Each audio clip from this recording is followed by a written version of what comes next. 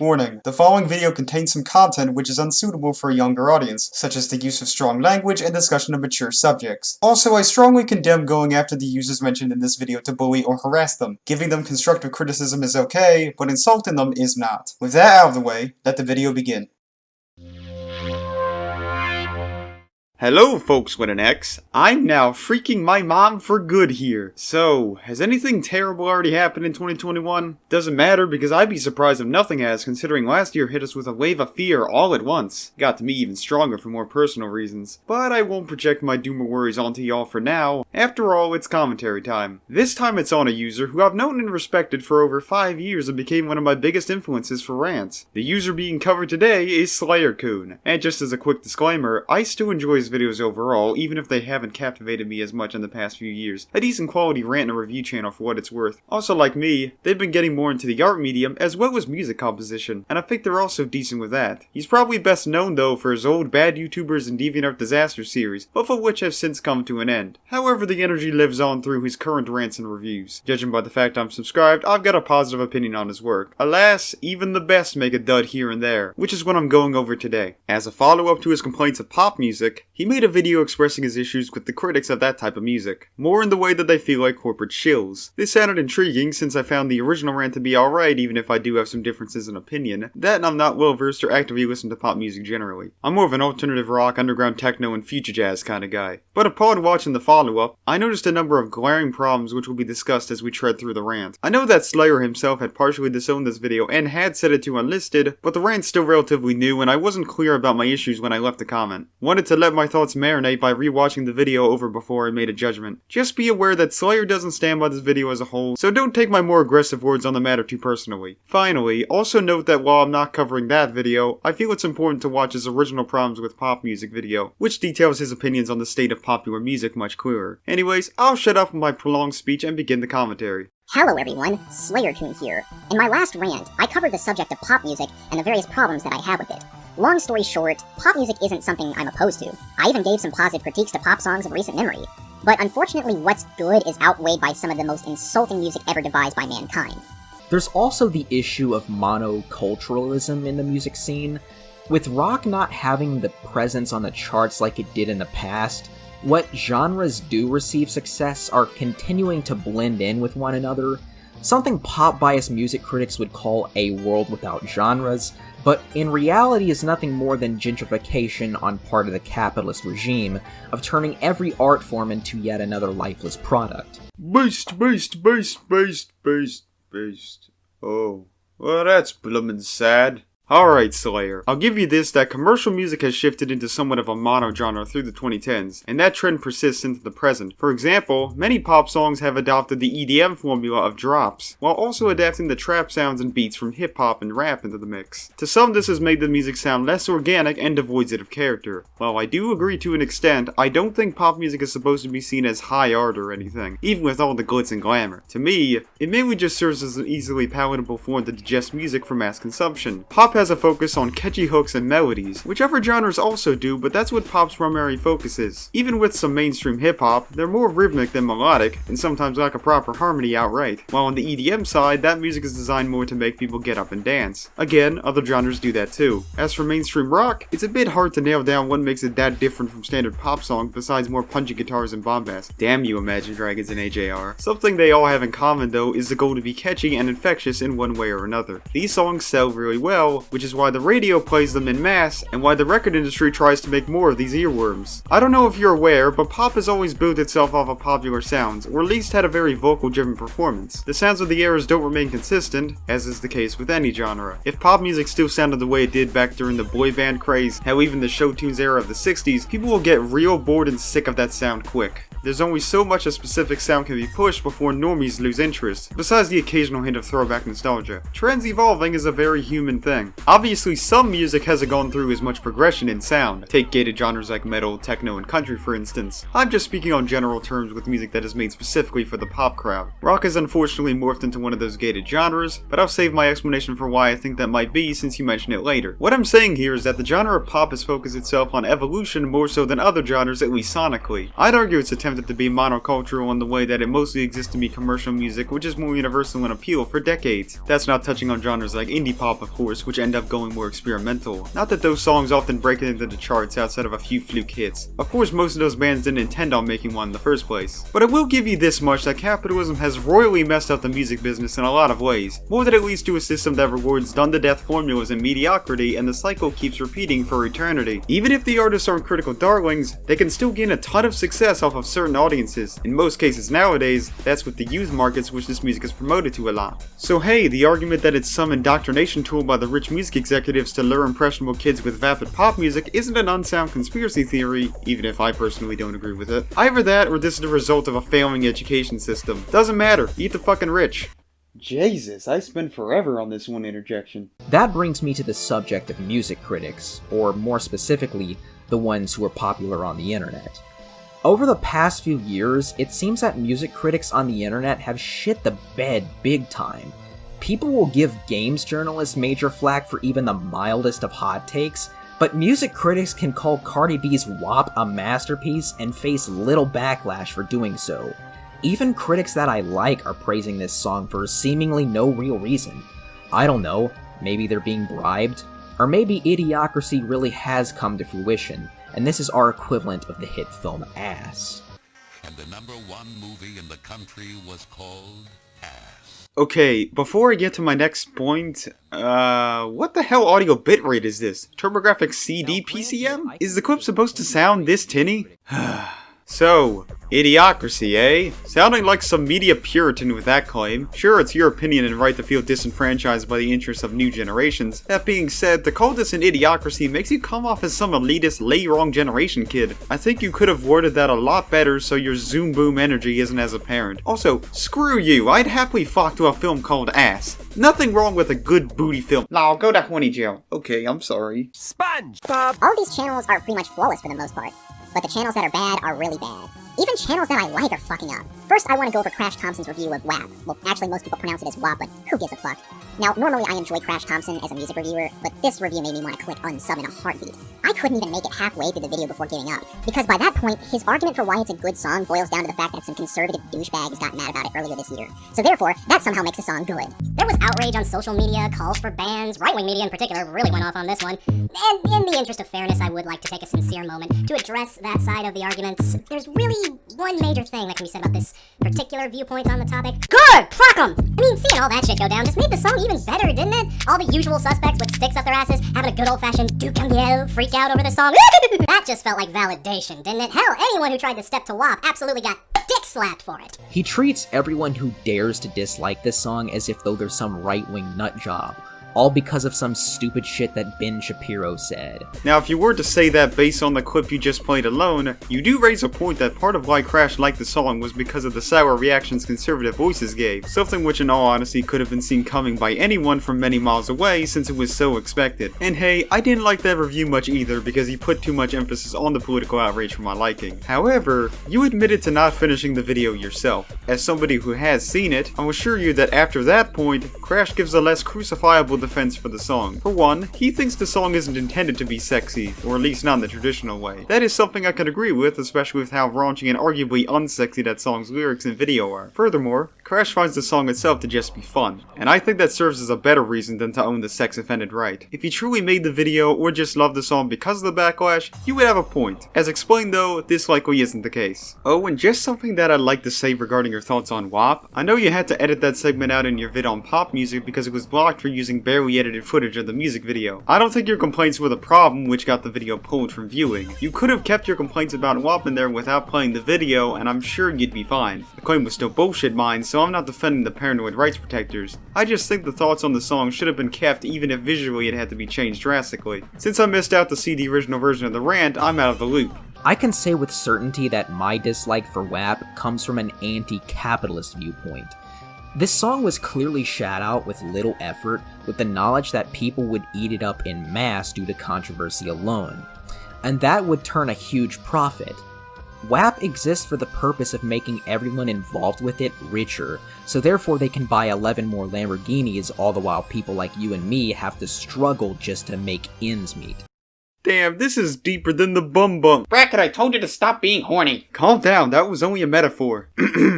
Anyway, your position is that you're against the capitalist system, right? If that's the case, shouldn't you be against the idea of pop music at large? Your reasoning can be applied to just about every other top 40 song out there and any song which aims to reach the chart, not just with WAP. Again, totally reasonable stance to have, but in my eyes WAP isn't even the most definitive example of capitalist cockfighting. Both Cardi and Megan have earned big radio hits before, but I don't see the two being as lucrative compared to Ariana Grande or some other huge pop sensation, for example. Also, a song being crapped out yet still being intended to make some sort of buzz beyond that sounds like a conflicting statement. The writers would have to at least put some effort into making the song as shocking or disgusting as possible. Yes, there's a scant few exceptions out there like Warren's Cherry Pie, but even then that's more of a rock hit and from 30 years prior. And sure, social media has made things spread around a lot easier, accompany that with an ongoing pandemic, and it shows how much they can influence a song's success. See how much K-pop fans have influenced the pop charts over here, for example. Even with that, this will not always guarantee a success, especially if it's done as an inferior cash-in. I await for the great value version of WAP. Bat. Big ass titties. Bracket. The birds, I mean. Then again, you could also say it's a little easy for the companies to write a song designed to piss off conservative talking heads, who unintentionally give the song more promotion because social media goes real hard on those types. I guess I'll give you that, but all that truly amounts to is a weak assumption. Lastly, isn't the point of making creative media for mass consumption under capitalism to be the gain of profit? Not just for the drooling masses, but anyone who does that for a living. Yes, many normal people suffer due to this economic disparity, and it's something that needs radical reform, but your point comes across as weak due to its generalizations. Besides, the music industry is called that for a reason. Its main goal is to try and farm out marketable music talent for monetary gain. Most of that money sadly goes to the bigwigs who seek them out and not the performers, which you neglect to mention and would probably strengthen your argument. Putting that aside, no shit those artists would want their work to be seen so they can prosper. Not every musician is like Gautier, where money isn't their MO. Even if you were to just make music for fun, getting some revenue is always helpful regardless. Since you yourself offer your albums at any price, I think you should understand this. Seriously, Crash Thompson, please do better next time. This WAP review was a major slap in the face. Or should I say, a major WAP in the face? Kill me now. Wow, that paranomasia was so bad that I melded into Rocco. Nice move, Jack. Oh, wait, I forgot that Rocco's actually Kino. He's the second essence of life itself, only behind... Do I really need to say it? Another somewhat less bullshitty video is from Sideways on the subject of Autotune. Now, the title gives the impression that he's going to rip the music industry a new asshole for its overuse of Autotune, but in reality, it's a lazy defense of said method. His defense of Autotune is that pitch correction is used in most music regardless of genre nowadays, so therefore anyone who complains about Autotune is a hypocrite. And here's where I think a lot of people get confused. Autotune began as a form of pitch correction, the ability to fix a note here and there in the studio. But with acts like Cher and T-Pain, everyone now knows Autotune is that artificial effect. But pitch correction still exists, and it sounds nothing like Cher or T-Pain. The golden rule of pitch correction is more or less that you shouldn't really be able to tell it's there at all. If you know it's got some kind of pitch correction in it, then you kind of did it wrong. At which point everyone everywhere is always like, what about Cher, what about T-Pain, what about blah blah blah, and yes, you can hear the Autotune effect, but that's what it is, an effect. They're doing that on purpose. They aren't using it to correct a slightly out-of-tune performance, they're letting the plugin work on autopilot on purpose. It's auto pitch correction, or auto-tune. Which to me is a lazy and pretentious argument. Well, if that were what Sideways' video was actually about, you may have some ground to stand on. Though I was skeptical of what you said here applied to the entirety of his think piece. I decided to watch the video myself and noticed that most of it is talking about its botched use in some musicals, and he names the live-action Beauty and the Beast as an example of this problem. Here's a clip from near the end of that same video summarizing his real problem with Autotune. If you're mad about people cheating the system, it's pitch correction that you should be upset about, not Autotune. The problem with Autotune is that people have been led to believe that it only exists in this highly artificial sound, without realizing that pitch correction is in literally all of the music that they listen to. And in trying to pursue something that they think is natural and authentic, they both continue to engage in pitch-corrected music without realizing it, while also fetishizing this kind of naked performance, which puts extremely unrealistic and unfair expectations on performers, which in turn has led to some really awkward musical movies where they just kind of leave their actors out in the cold to struggle on their own, because people are just so used to seeing mistakes live that if it sounds too good, it won't feel real to them. And it works. It's why we all had to look at Jennifer Hudson's boogers while she was dressed up like a CGI cat. Once again, I think you didn't spend the time to watch this entire video. Should mention that Sideways is a music channel, but more in regards to film scores and soundtracks. There's a big difference between regular albums and music that's made in the background to match a film's mood and atmosphere. I would mention more on the matter at this time, but you've got more to say related to that previous part, so I shall continue your point. The reason most people hate Autotune is that it is so often overused to the point where the effect hits you like a sack of bricks, and removes any and all human elements from a song. This is a big problem in modern rap. Rap used to be about spitting straight facts and keeping it real, yo, but a lot of modern hip-hop tends to drown its vocals in Autotune to the point where it's extremely obnoxious and inhuman. Especially in the trap scene where almost every song seems to use this to cover up their horrible vocal capabilities. People are just tired of hearing it because of how overused it is. This isn't a hard thing to understand, but then again, what do you expect from internet music critics nowadays? Man, you're really mad about this, aren't you? Okay, back to my past point. How does this take in any way sound pretentious? Again, I can tell you didn't pay attention to Sideways' main point beyond the part you played, which didn't even sound wrong on its own. Even if that was what his whole video was about, Autotune being used as an effect is a valid defense for the tool. You're insinuating that these singers and rappers are trying to sound human when reasonably that wouldn't be true if the producer put it on autopilot. Nothing wrong if you find the use of the tool annoying or overused, but the burden should be put on Autotune itself since it's also a form of pitch correction. Blame the producer, not the tool. If anything, you're sounding like the pretentious one when it comes to music. Oh, and I'm sorry, but you have to be deluded or ignorant to think that old rap was all some politically conscious NWA or Public Enemy-like stuff. Most rap that was successful, especially in the 80s, was just party jams, which were usually very goofy. The 90s changed that, of course, in the mainstream, but most songs of that spittin' straight facts variety don't end up becoming huge pop hits. At least not for very long. And that is still true now, especially since the genre is more corporate than it was in that time. Still way better than the dorky 80s at least. At the same time, there's still tons of rap music being made which is overtly political and not just flexing about hoes, gold chains, or 20 Bugattis. If you're looking for modern conscious hip-hop, listen to Childish Gambino or Run the Jewels or something. I'm not even a big fan of hip-hop, and even I understand this. Music critics seem to love 100 gecs in spite of their morbid overuse of Autotune. For fuck's sake, it's to the point where it doesn't even remotely sound like a human singing anymore. But critics love it nonetheless. Then again, they'd probably give a straight 10 to an audio recording of Cardi B farting. Slayer-kun, who hurt you? How does Autotune cause you to be this bitter? Having listened to one song of 100 gecs, I can tell their appeal comes from how weird and alien they sound. Not everyone's cup of tea, but it's there for that odd crowd which enjoys it. Same sort of appeal that the Pop Goes Punk Crunkcore sound had. Again, do you really think that the band chose to use Autotune like this by accident? By now you're sounding like that one person who treats modern arts museums as a death of Western civilization. You are really this stuck up your own ass. Another BS argument I hear from internet music critics occasionally is that rock supposedly disappeared from the charts because, quote-unquote, it got boring.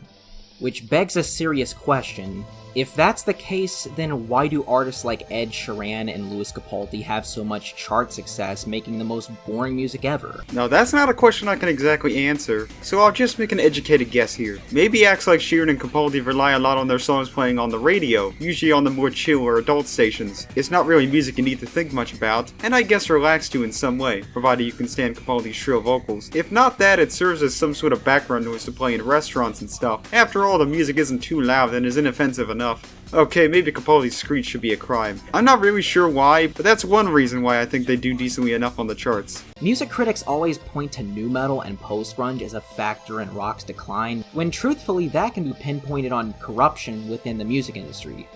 Trust me, it's not just the government that's corrupt and rigged. The entertainment industry is that way too. Wow, what a bold and controversial stance there, dude. Now I admit that nu metal may not have contributed much to rock's decline, since it was really just the start of its shift downward in fame that was looming regardless. This was still when MTV had a role in making songs big, and TRL would play both polished pop and angsty rap rock on rotation. Post-grunge and butt rock though I can see why, but not just because of the music itself blurring the lines between southern rock and country. Rock radio kept on holding on to acts like Nickelback, Theory of a Deadman, and Buckcherry, and that really made the audience for mainstream rock a lot smaller. The more indie-ish sound of the 2000s did have potential, but it was relegated to the more alternative stations, so if you wanted to listen to White Stripes or The Killers, you'd have to tune to one of those stations. Didn't do any favors by the 2010s, as Imagine Dragons would bloat the genre even more, tainting that genre too. If there's an argument to be made about rock turning into pop music for boomers, you can blame them for it. That and the fact bands like Maroon 5 turned into full pop acts, and much of the newer bands like 21 Pilots barely even count under the loosest definition of rock to begin with. It had become more of a niche genre like country, where major chart success is uncommon outside of crossover pop attempts, even if albums sold well. The music industry doesn't treat rock well, I admit, but even still I blame that more on radio stagnation and a lack of new blood within the rock genre on the charts. When the old blood wasn't willing to take many risks, it only made the genre feel more boring to the mainstream compared to its contemporaries. Damn you, Clear Channel. With how inspecific your claim of corruption is, it's hard to take your statement for granted.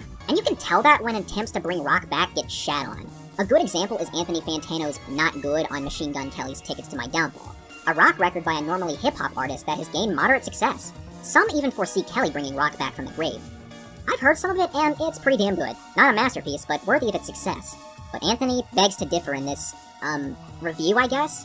Half of it is a skit, and the rest of it is him shitting on the album in a monotone delivery. This is some of the most insultingly generic, non-specific pop-punk I have heard in my life. The tracks that incorporate trap beats suck. The mix most of the time is so compressed that it is mushy, sloshy, sounds disgusting. I could not pick out MGK as a pop-punk singer from a lineup of pop-punk singers because his vocals are truly that bland. Yeah, somehow this guy's the internet's biggest music critic. Okay, for as weak as Anthony's review was on that album, his point was that he thinks the album is very generic and poorly executed pop-punk. Pop-punk. St. Johnny Valley meal. Buy now at reduced price only at McDonald's.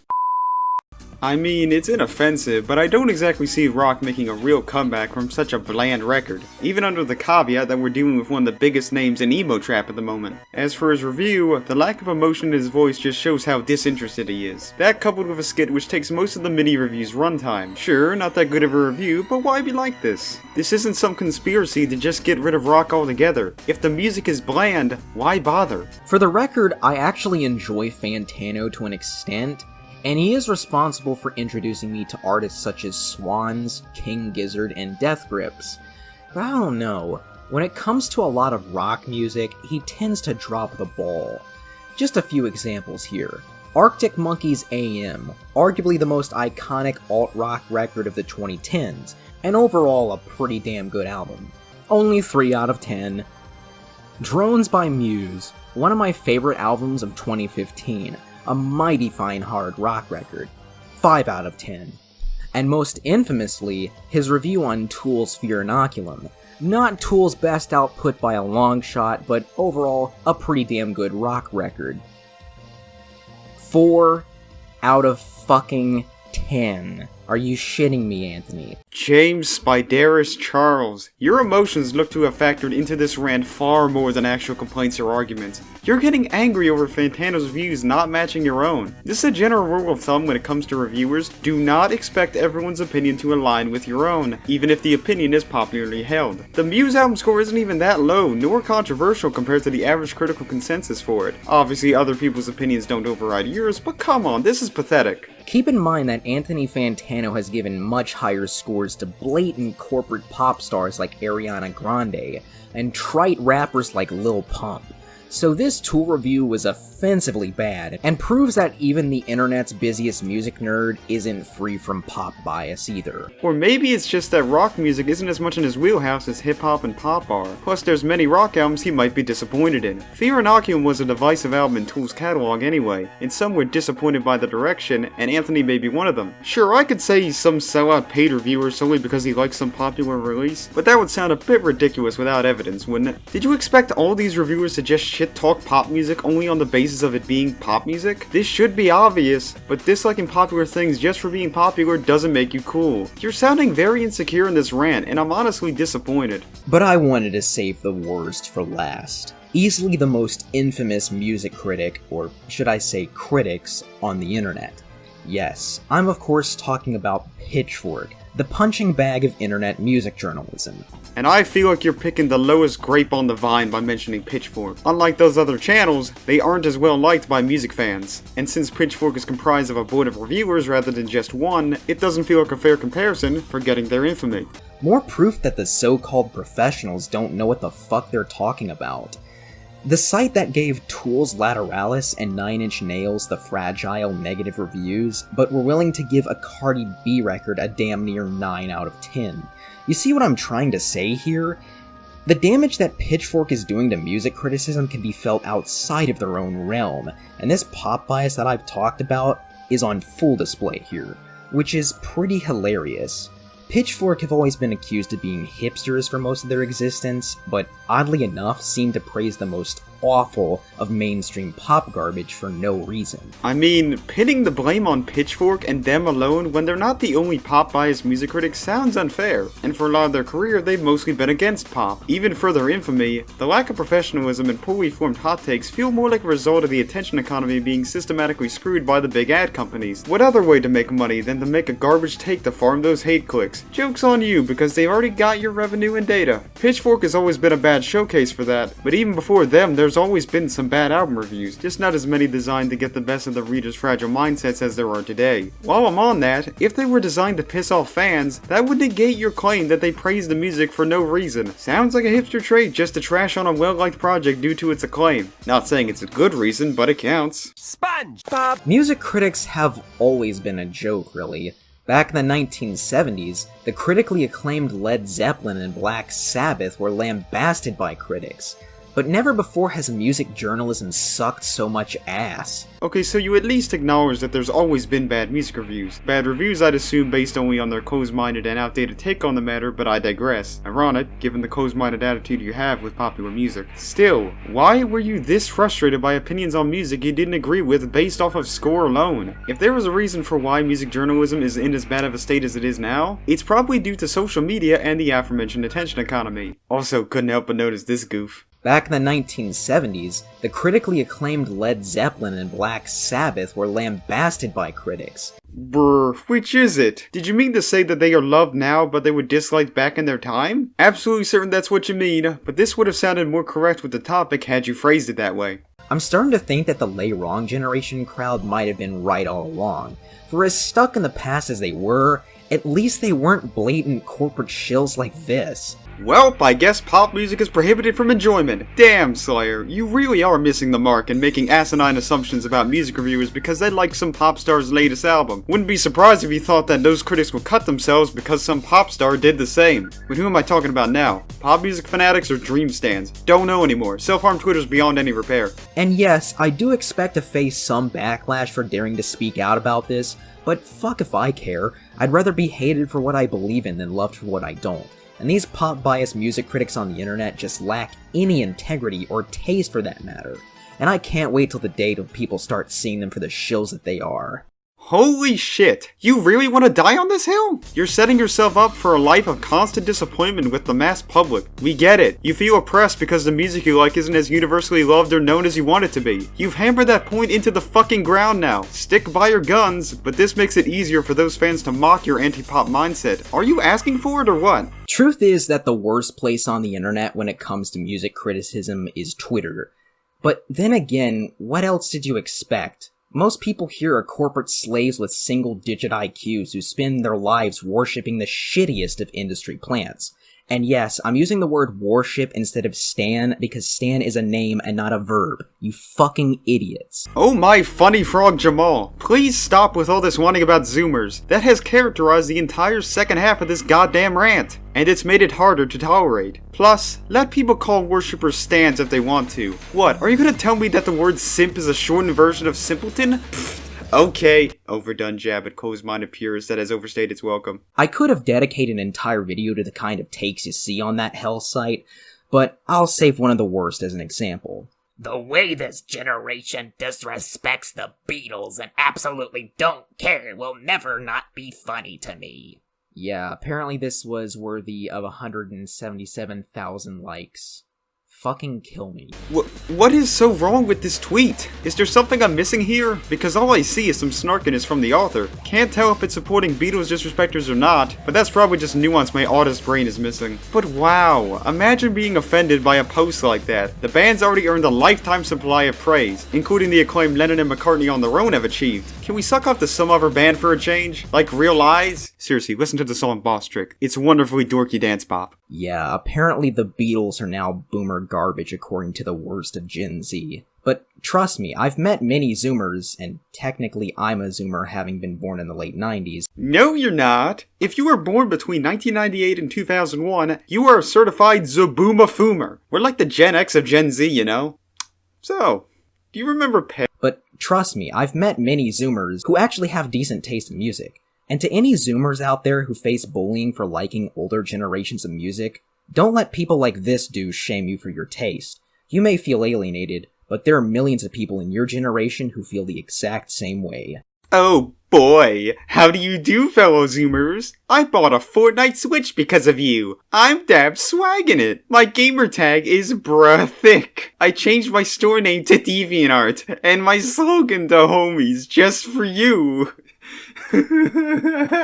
Okay, enough stupid jokes. All you're doing here is giving needless validation to all those insecure kids, who apparently get bullied for liking music over Among Us rap battles. But only the ones where they dumb thick. Bracket! Oh, give me a break. That time I made fun of the horny ones. Anyway, with that waste of an ending, Slayer's rant finally comes to a stop. Look, I usually do enjoy your content and tend to agree with you on many things, but holy balls, this video was, no exaggeration, absolutely fucking awful, and it pains me to say that. Instead of talking about more verified examples of pop star sucker-uppers, or giving examples and detailed thoughts on some of the awful reviews from mainstream publications, most of what you did was complain about modern pop music again and how the public at large views it. A lot of it comes off as spiteful rambling, just because they rated a pop album above some niche prog mathcore psychobilly blues folktronic album that would need 100 spins to get the appeal of. Okay, I kid, but man does it feel like you're on that level of pettiness. Trust me, it's totally fine to feel jaded by the state of current music critics and what sounds are hip. Not saying that's a healthy mindset, but I can understand your feelings of rejection. Pop music standing, or just standing in general, is not something I like either, especially with the toxic epistemic bubbles and parasocial relationships they form on social media. However, when most of the video feels like projecting whatever rage you had when recording, especially in the second half, it makes most of your already weak points even harder to reason with. Once again, I can tell that emotions played a huge part into the writing process for this, and I know it may have sounded on edge at parts too, but that's in reaction to some of your self-defeating words and stupidity, and since yours sounded more depressing, I think that makes it even more sad. As for the points themselves, just about all of them fall flat on their face. Beyond lacking a basic understanding of the appeal of pop music and autotune, most of it amounted to questioning reviewers' taste just because you're not into pop music or they didn't rate projects you liked favorably. And especially by the end, you tried to portray yourself and those with similar views as victims. This not only sounded laughable and preachy, but also gave the same strawman group in your head a reason to make fun of you. Justifiably so. Most rants discussing pop music suffer from a mindset like yours. There has always been vapid music on the charts, and acting like this is a new trend is a sign of lacking knowledge on popular music. In short, the charts are not a meritocracy.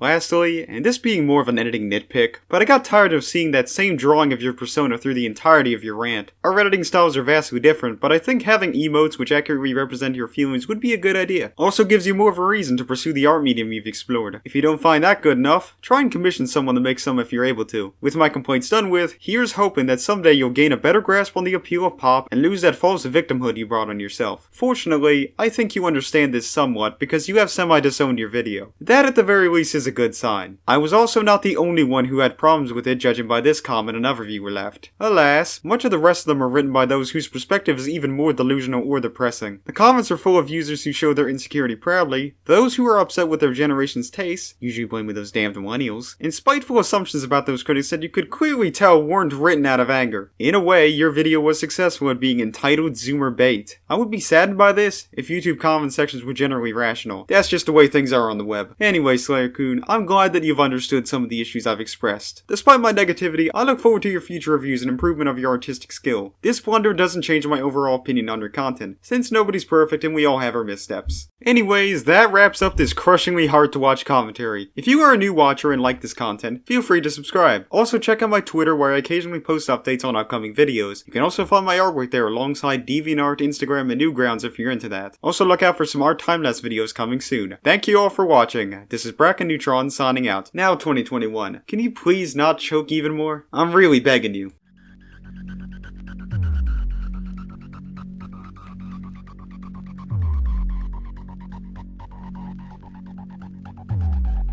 Can you flow?